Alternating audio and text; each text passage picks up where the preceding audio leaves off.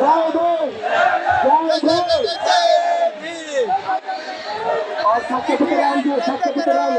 करो।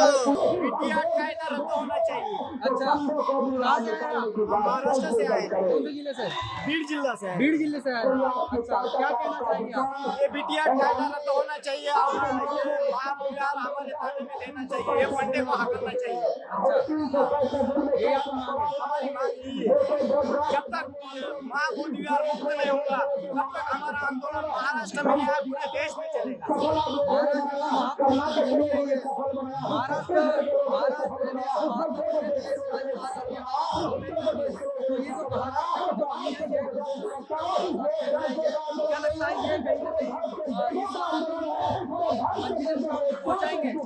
जरूर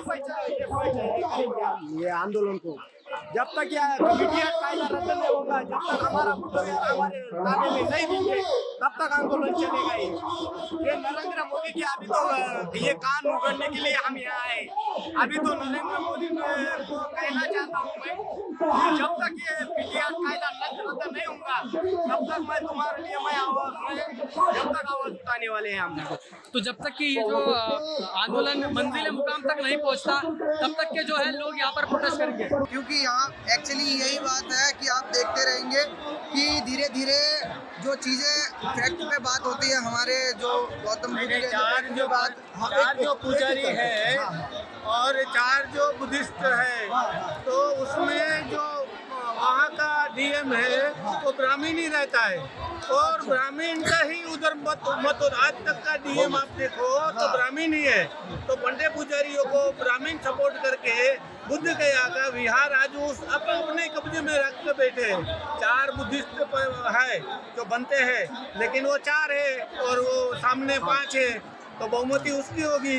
तो इसके लिए वो बुद्ध विहार पर गया के कब्जा करके बैठे हैं और अड्डा बना के बैठे हैं। नहीं वो भगवान बुद्ध का ज्ञान कोई बांट रहे हैं, नहीं उस ज्ञान के लिए कोई संस्था चला रहा है, नहीं इस ज्ञान के लिए सारे देश के लोगों को बेनिफिट हो ऐसी संस्था बना रहे हैं, नहीं कोई स्कूल बना रहा है। ऐसा ही हिंदू धर्म का जो प्रचार प्रसार कर रहे हैं। फॉरेन से जो कलेक्शन उधर आता है, क्योंकि फॉरेन से बहुत सा कलेक्शन आ रहा है। वर्ल्ड के सभी देश है, वर्ल्ड के 149 कंट्री ऐसा है जो बुद्ध को मानते हैं और बुद्ध को इसीलिए मानते हैं कि उसका जन्म, उसका परिनिर्वाण, उसको ज्ञान एक ही दिन में हुआ है। एक ही दिन बुद्ध पूर्णिमा ऐसी है और विश्व के एकमात्र भगवान ऐसे है जो एक ही दिन में ये सब कर सके हैं और इसीलिए विश्व उनको मानती है। वो साइंस से मिला हुआ उसका रिलीजन है। बुद्धिज्म साइंस से मिलता जुलता रिलीजन है और आज के ज़माने के रूप, आज से 2500 साल पहले भगवान बुद्ध ने जो दम दिया था वो आज के ज़माने के मुताबिक ही चल रहा है और साइंस के साथ चल रहा है। तो ऐसा रिलीजन कहाँ मिलेगा? तो इसको संभाल नहीं पा रही है बिहार सरकार, ये आप कह रहे हैं? बिहार सरकार ने इस देश में ही सबको संभाल रहा है, क्योंकि मनुवादी देश है।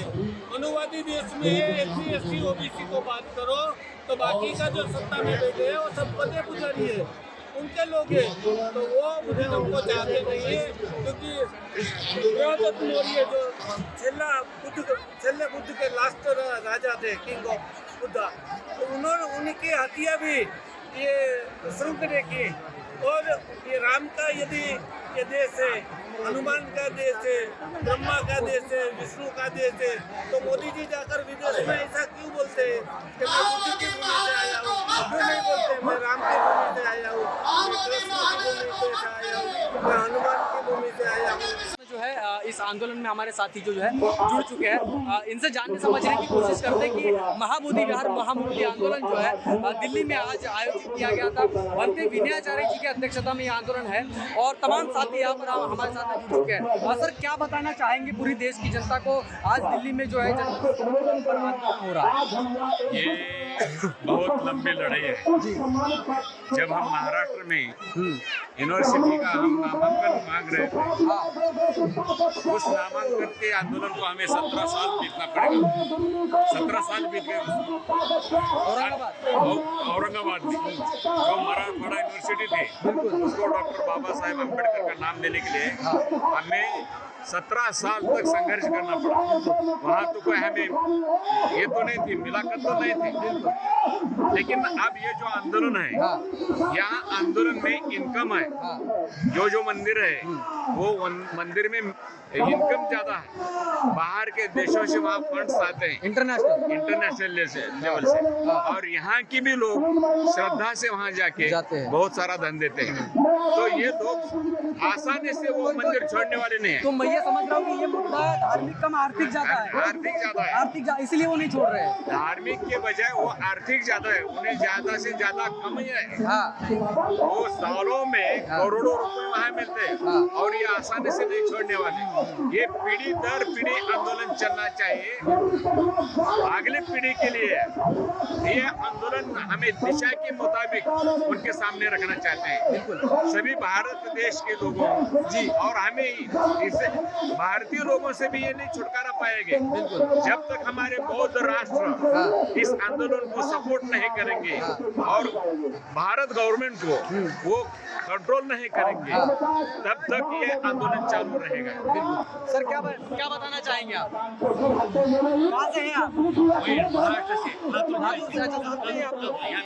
सर ने जैसे कहा कि जो है ये 3 पीढ़ियों की लड़ाई है। पहले तो धर्मपाल अनागारिक जी ये लड़ाई लड़े थे, उसके बाद में हमारे जो नागपुर के जो भंते जी है वो लड़ाई लड़े थे, और अभी जो है हमारे वीणाचार्य जी लड़ रहे हैं। तो ये 3 पीढ़ी करके लड़ाई हो गई है, लेकिन क्या बताना चाहेंगे? महाबोधि है मुक्त होना चाहिए कि हर धर्म के बारे में बताना चाहता हूँ कि गुरुद्वारा उनके ताबे में है और सिख भी उनके गुरु के ताबे में है।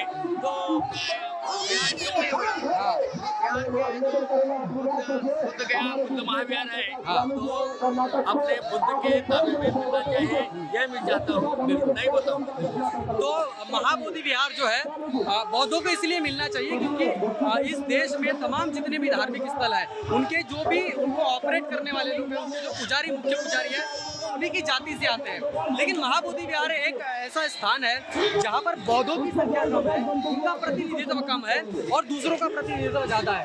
सर ने जैसे बताया कि ये मामला सिर्फ धार्मिक नहीं, ये आर्थिक और राजनीतिक मामला हो चुका है, इसलिए जल्द से जल्द इसको मुक्त करने की जिम्मेदारी जो है बहुजन समाज के तमाम लीडर की भी है। आपने देखा होगा कि तमाम लोग यहाँ पर आए थे और उन्होंने अपनी बात रखी, लेकिन सरकार जो है इसके ऊपर उदासीन है। सरकार का जो है रुख इसके ऊपर सही दिख नहीं पा रहा है और इस बात को जो है यहाँ पर हमें देखने को। बाबा साहब की तस्वीर लिए युवा साथी हमारे साथ में। भाई क्या लगता है कि ये जो महाविहार का आंदोलन जो 2 साल से पिछले 2 साल से चल रहा है, क्या ये आने वाले समय में महाबोधि विहार को मुक्त कर पाएगा आंदोलन? बिल्कुल भाई करेंगे भाई। अब तो हम लोग जमीनी स्तर पे हर राज्य हर जिले और अपने स्तर पे हम लोग कोशिश करेंगे और अपनी जान लगाएंगे इसी महाबोधि। क्या लगता है ये सिर्फ मामला धार्मिक है या आर्थिक मामला भी है? पैसे का मामला है क्या? नहीं, ये धार्मिक मामला है भैया, ये हमारे आस्था नहीं। वहाँ पे जो फंड आता है महाबोधि विहार में वो कहीं ना कहीं इंटरनेशनल फंड आता है, तो ये कहीं ना कहीं उस कारण से भी मुक्त नहीं हो रहा है, ऐसा आपको लगता है? हो सकता है कि इस कारण से भी हो, क्योंकि आपने देखा होगा कि जो गौतम बुद्ध को है उनको मानने वाले बहुत सारे देश दुनिया में है, बिल्कुल पूरी दुनिया में उनको मानने वाले देश है। तो जो इंटरनेशनल फंड्स आता होगा ये कहीं ना कहीं आधे से ज्यादा ये लोग अपने कब्जे में रखे हुए हैं और कहीं ना कहीं इसी को बाहर ना आ जाए, इसलिए जो बौद्ध विहार के भिक्षु है उनको सभी के हाथ में ये बौद्ध विहार नहीं दे रहे हैं। तो साथी हमारे एक साथी ने बहुत बढ़िया बात कही कि ये जो सिर्फ मामला है ये धार्मिक नहीं, ये आर्थिक भी मामला हो सकता है, क्योंकि इंटरनेशनल फंड यहाँ पर आता है। तमाम जो साथी यहाँ पर आप देख पाएंगे, ये आवाज़ इंडिया के माध्यम से हम आपको तस्वीरें दिखा रहे हैं।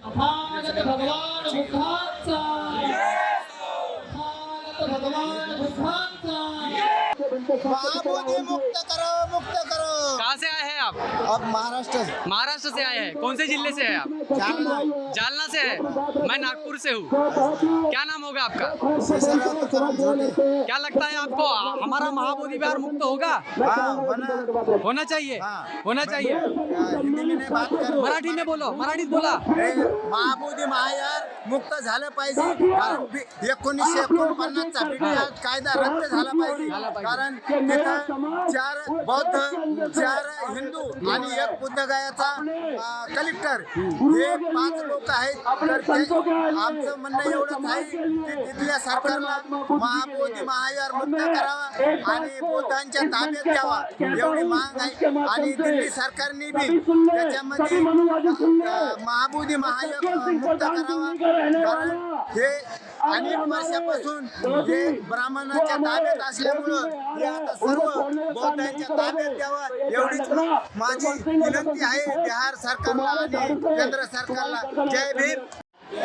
मी गौरव शंकर पाटील मुक्काम खडकी जिल्हा यवतमाळ महाराष्ट्र राज्य आम्ही अशा आंदोलनामध्ये आलो का हे आंदोलन सक्सेस झालंच पाहिजे महाबोधी महाविहार मुक्त झालं पाहिजे कोणत्याही परिस्थितीमध्ये नाही झालं तर आता आम्ही पटण्याला सुद्धा एकत्र येऊन झाल्याशिवाय तिथून आम्ही कधी उठणार नाही अशी आम्ही प्रतिज्ञा करतो आणि आंदोलनात नेहमीसाठी सक्रिय राहू.